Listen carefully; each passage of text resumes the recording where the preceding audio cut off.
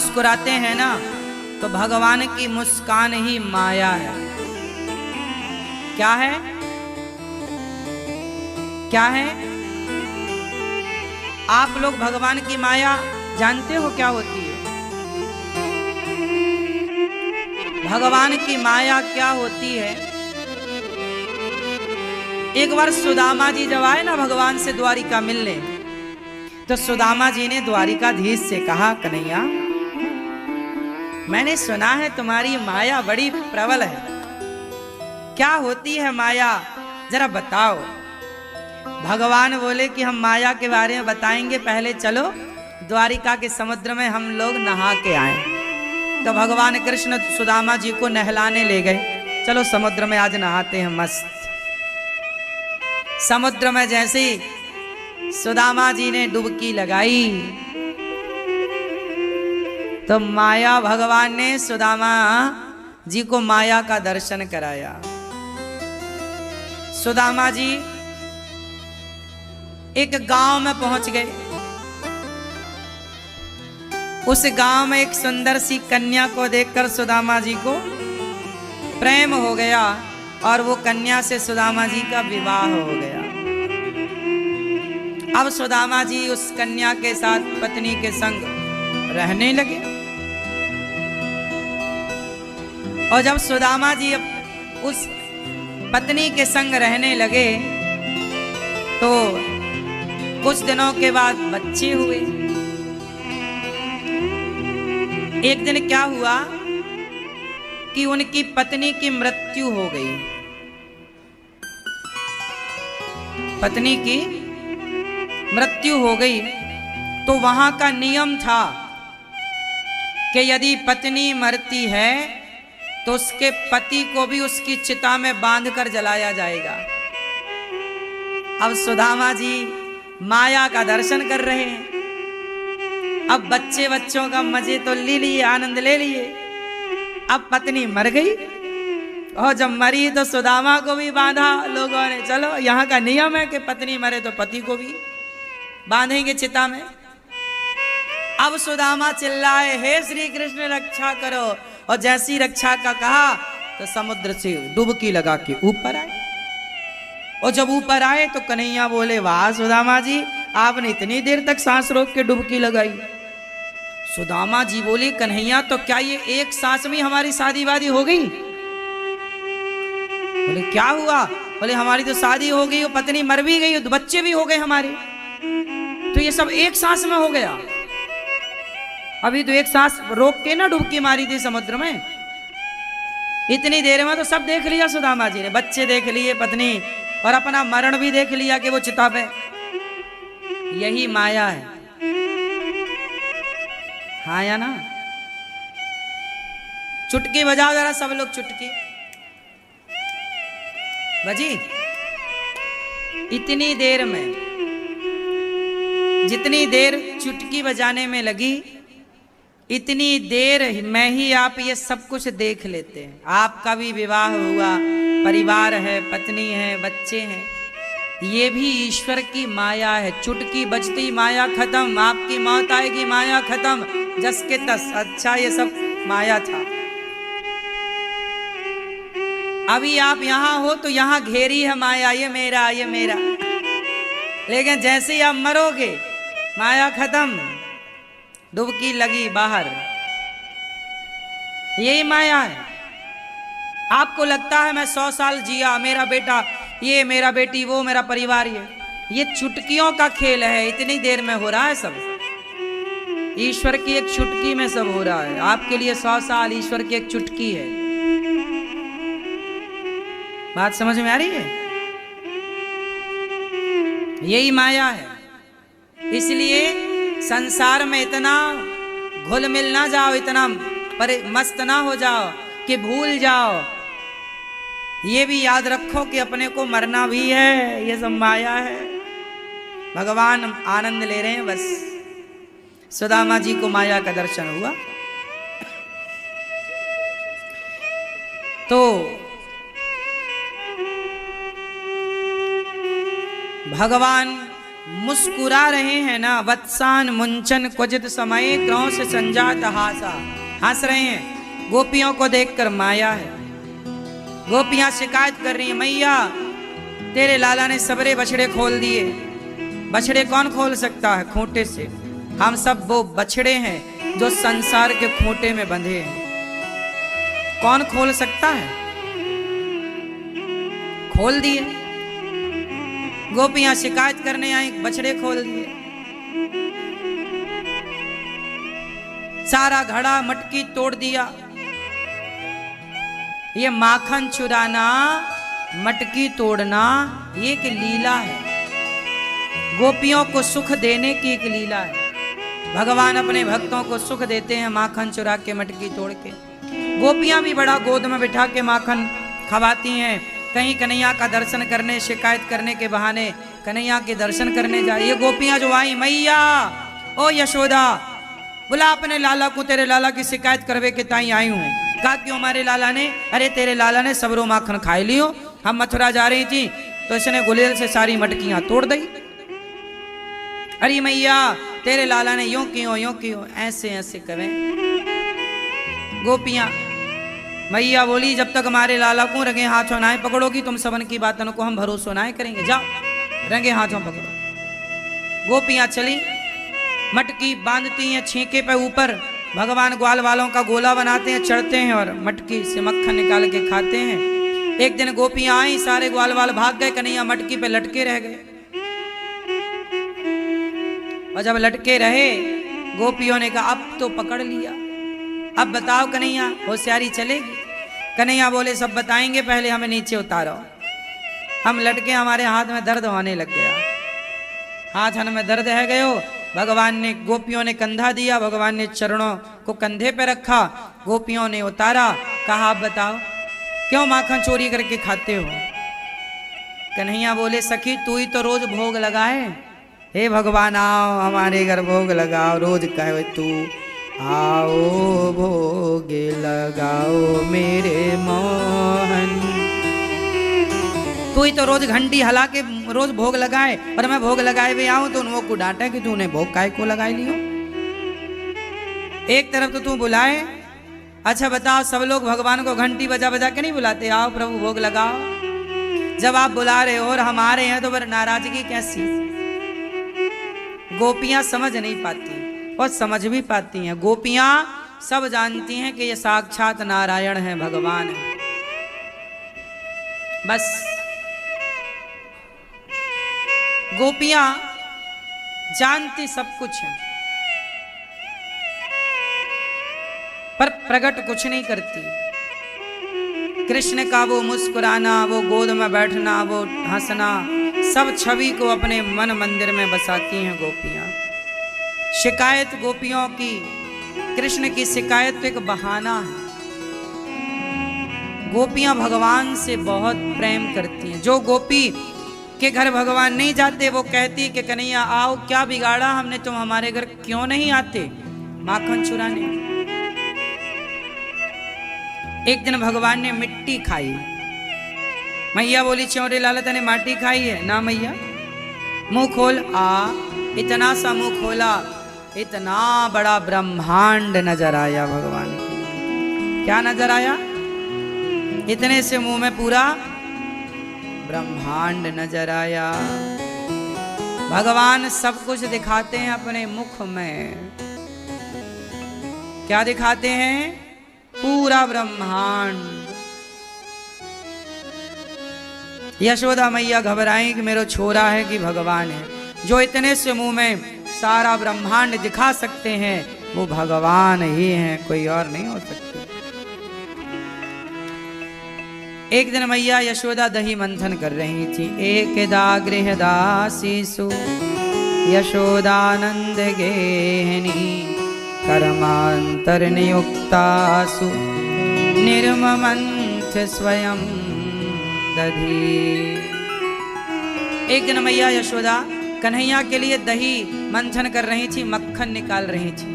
कन्हैया पालने से जागे, मैया मैया मुझको दूध पिलाए दे। मैया बोली तेरे लिए ताजा मक्खन निकाल रही हूं, तो को मक्खन खवाओ ना मैया, मोको मक्खन नहीं, तेरे दूध पीनो है। मैया बोली ना, अभी माखन निकलने वाला है। भगवान ने मथानी पकड़ ली। अब मथानी चले कैसे? मथानी जानते हो ना, रस्सी वाली मथानी पकड़ ली। भगवान मैया की गोद में, मैया ने गोद में लिटाया कन्हैया को, साड़ी से अपने वस्त्र से भगवान का मुंह ढका और अपना पयोधर भगवान के मुंह में दे दिया। भगवान माँ का दूध पीने लग गए। दूध पीते हुए वो जगत का पालनहार माँ का दूध पीते हुए कभी माँ यशोदा के माथे की बिंदिया निकाल के कन्हैया अपने माथे पे लगाएं, कभी माँ यशोदा के कान के झुमके पकड़कर हिलाने लग जाएं, कभी माँ के नाक का की लौंग पकड़ के हिलाने लग जाएं, तो कभी माँ का मंगलसूत्र पकड़ के झूलने लग जाएं।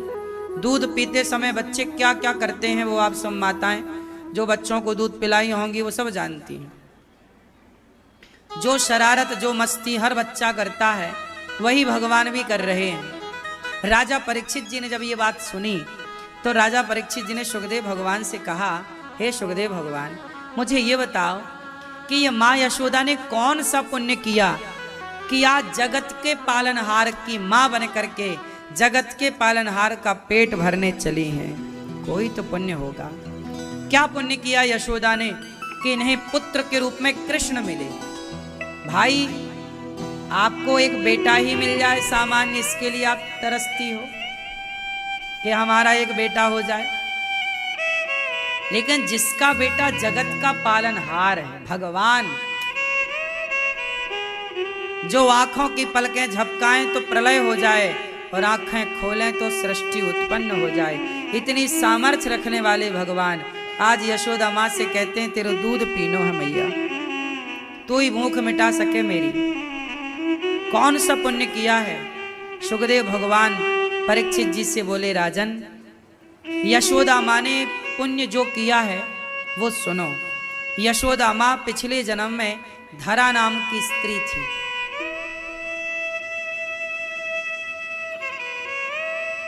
पति पत्नी दोनों, पहले ये दोनों अच्छे खासे पैसे वाले थे, पर सारा पैसा सेवा में, समाज की सेवा में लगाए। पैसा इनका कई गुना बढ़ा, लेकिन ये पैसे से मोह रखते ही नहीं। सारा पैसा दान पुण्य में खर्च कर दिया और जंगल की लकड़ियां बेचकर, जंगल की लकड़ियां बेचकर दोनों पति पत्नी धरा और द्रोण, नंद बाबा का नाम था पिछले जन्म में द्रोण और यशोदा का नाम था पिछले जन्म में धरा, जंगल की लकड़ियां बेच करके जो पैसा मिलता सेवा करते। सेवा क्या? अन्न की सेवा। कोई भी आता इनके द्वार से कभी भूखा नहीं जाता। ये सेवा, मेरे द्वार से कोई भूखा ना जाए, ये सेवा। यशोदा माँ ने संतों की सेवा की। कोई भी साधु आए, आधी रात को आए तो सेवा के लिए तैयार रहते, कोई आलस्य नहीं, सेवा करनी। पता नहीं किस रूप में आकर नारायण मिल जाए, ना जाने किस रूप में नारायण मिल जाए। सेवा की ऐसी ललक कामना कि सेवा के पीछे पागल होती माता धरा। सेवा करके जो समय बचता ना, कीर्तन करती हैं, श्रीमन्नारायण श्रीमन्नारायण श्रीमन्नारायण श्रीमन्नारायण जप करती। दोनों पति पत्नी, कोई इच्छाएं ही नहीं थी। सामान्य सी झोपड़ी थी, कोई इच्छा नहीं, जो रूखा सूखा मिल जाए खा के भजन करना। जीवन तो देखो यही मस्त है। इच्छाओं के पीछे भागना तो फिर आप भागिए, पर शांति नहीं। शांति जो सेवा में है ना साहब, कहीं नहीं। राम इतना दीजिए जामे कुटुंब समाए, मैं भी भूखा ना रहूं साधु ना भूखा जाए। पैसे का कोई अंत नहीं है, फिर तो इच्छाओं का कोई अंत नहीं है। क्या अंत है बताओ? इसलिए आपको चाहिए कि आप केवल भगवान की चरणों की प्रीति चाहें। मैं कुछ नहीं चाहता, भगवान जैसे मैं रखें वैसे मैं रहूं। भगवान ने दिया है 2 पैसे तो वो सेवा में लगाओ। सेवा का भाव तब भी रखो जब कुछ नहीं है, सेवा का भाव तब भी रखो जब सब कुछ है। धरा गाय के गोबर से आंगन लीपती है, कुटिया को गाय के गोबर से लीप पोत कर बिंदास रखती है और बड़े प्रसन्न चित्त से कीर्तन श्रीमन नारायण श्री। साधु आ जाएं तो बढ़िया बढ़िया पकवान बना के खवाती है, गरम गरम बढ़िया खीर पूड़ी सब्जी जो मिल जाए। एक दिन घटना एक घटी विचित्र कि माता धरा ने भोजन बनाया, सारे संतों को भोजन कराया और संत भोजन करके चले गए।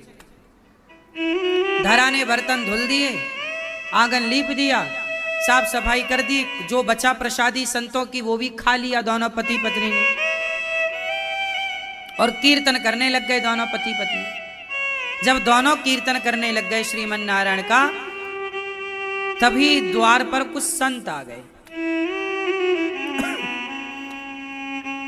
संत आए, उस समय संत आए जब सुबह का भोग बन के संत खा के चले गए।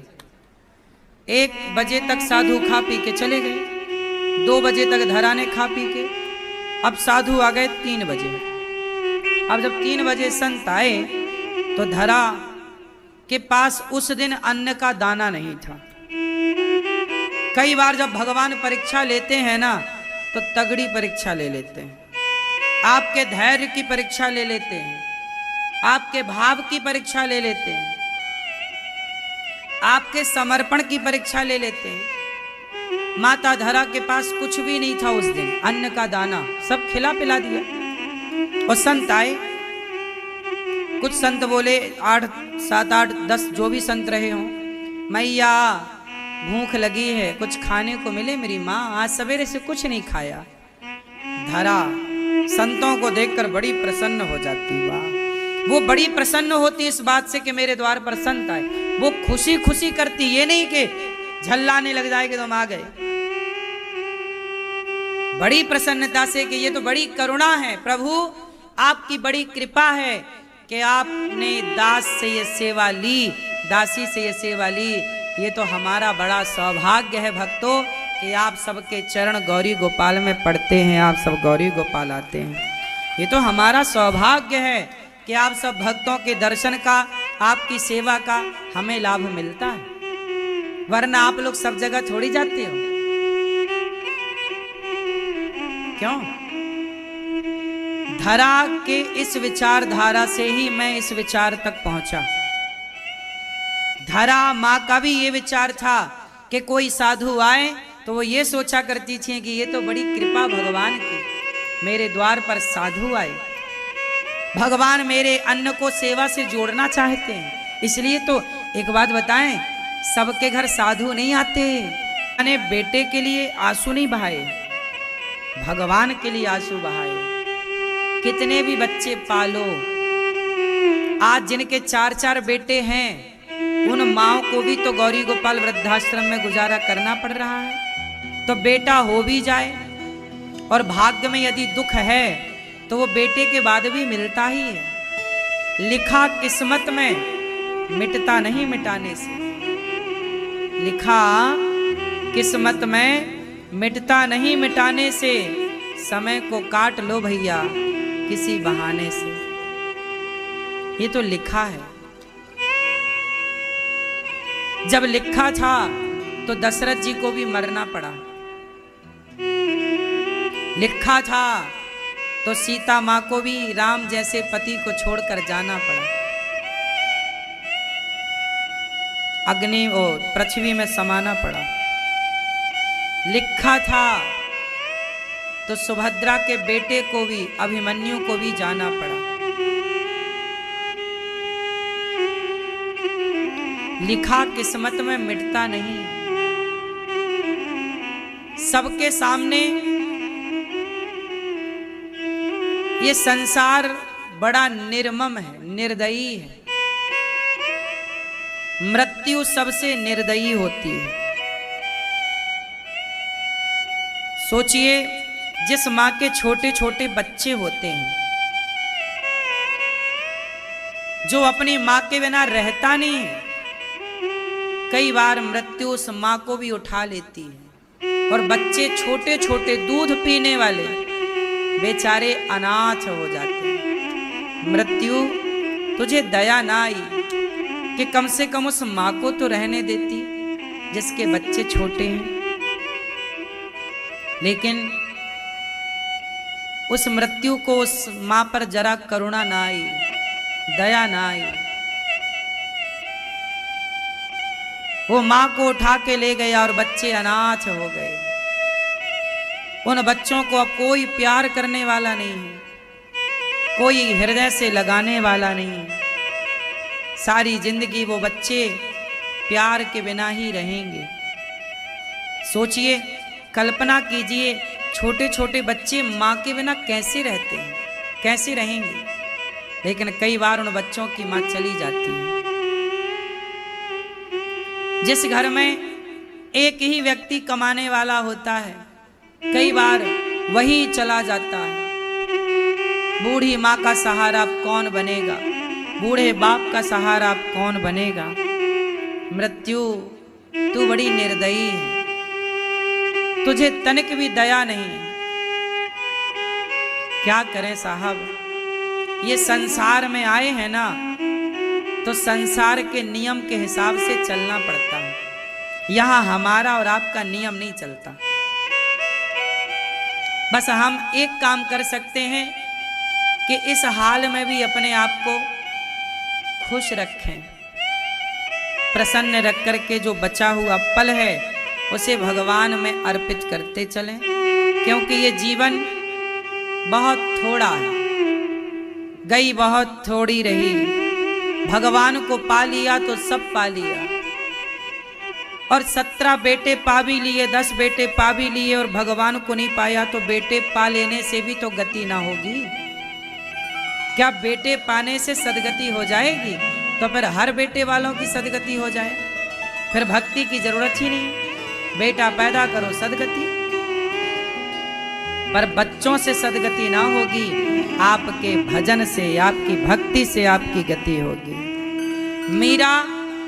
मीरा ने बेटे के लिए आंसू नहीं बहाए, जगत के पालनहार के लिए आंसू बहाए। मैं आपको केवल इतना बता रहा था कि भगवान की कथा की ताकत देखिए।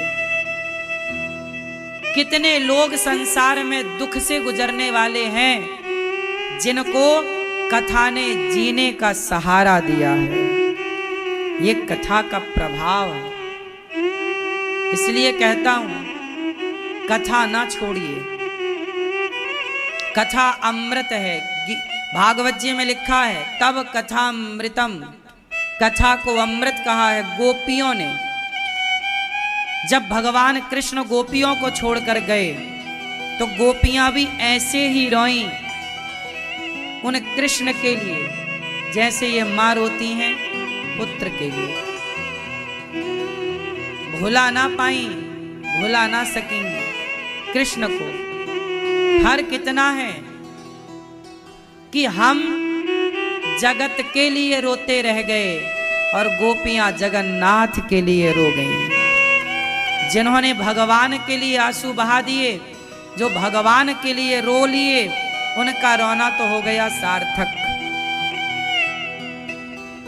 वरना संसार के लिए रोने वाले बहुत हैं, तो संसार के लिए रो करके पाओगे क्या?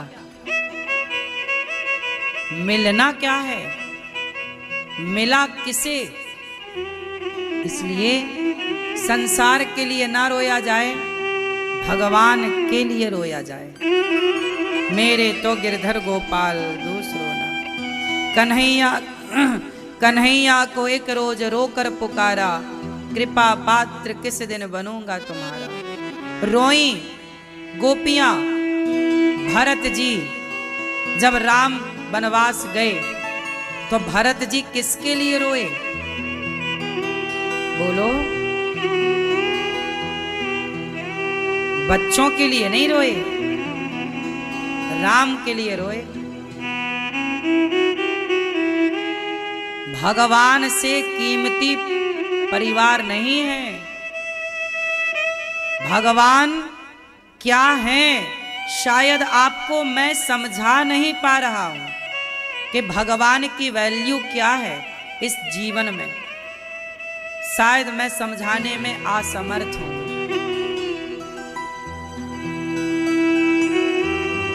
हनुमान जी किसके द्वार पर बैठे हैं? हनुमान जी ना बोल देते कि मेरा भी विवाह कराओ, मेरे भी बच्चे हों, क्या नहीं हो सकता? लेकिन वो हनुमान जी राम द्वारे तुम रखवारे बैठे हैं, राम राम गा रहे हैं। राम में कितना सुख है शायद ये हम लोग जानते ही नहीं। जो जान गए आज सदियों बाद भी उनका नाम अमर है।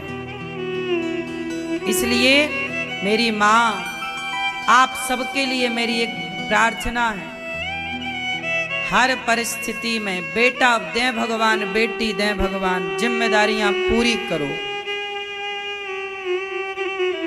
पर संसार को अपना ना मान लेना कि ये बेटा मेरा है।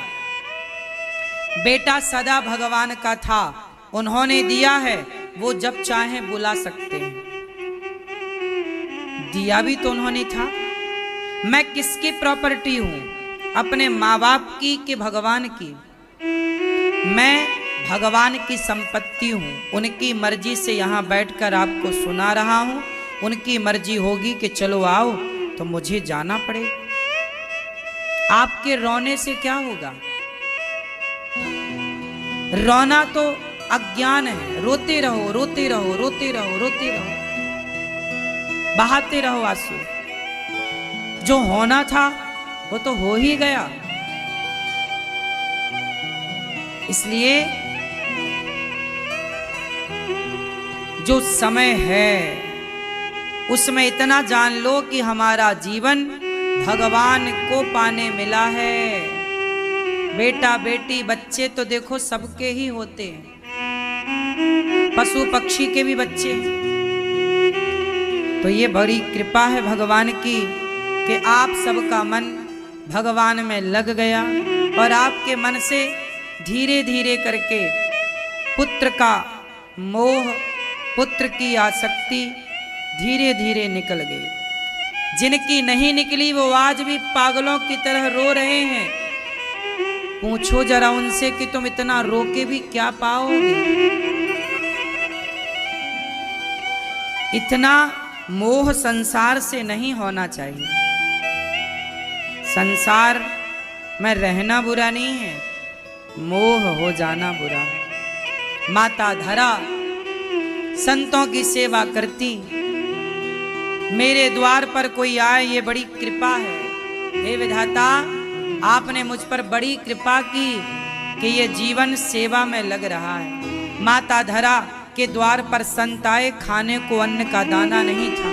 कहा महाराज बैठो, मैं आपके भोजन की व्यवस्था करती हूँ। बाजार में गई, लोगों से कहा भैया जरा कुछ पैसे उधार दे दो। संत आए, लोगों ने मना किया, भैया जरा तुम दे दो। लोगों ने कहा नहीं, कुछ गिरवी रखो। गिरवी क्या रखें, सब तो रख दिए। एक आदमी के पास गई, भैया जरा कुछ पैसे उधार दे दो। दे दूंगा। क्या दोगी बदले में? गिरवी क्या रखोगी? कुछ नहीं है, मैं जंगल की लकड़ी बेचकर कुछ दिनों में पूरा तुम्हारा चुकाऊंगी। वो बोला नहीं, कुछ तो रखना पड़ेगा, कुछ तो देना पड़ेगा। क्या दूं? उस आदमी की नीयत खोटी थी। बोला तुम बहुत सुंदर हो, यदि तुम अपने स्तनों को हमें दे दो तो हम बदले में तुम्हें पैसा देंगे। उस आदमी ने माता धरा के स्तन, मतलब उस आदमी की नीयत में खोट आ गया, उसके अंदर वासना जाग गई। माता धरा बड़ी सुंदर थी, जवान थी, सुंदरता थी ही।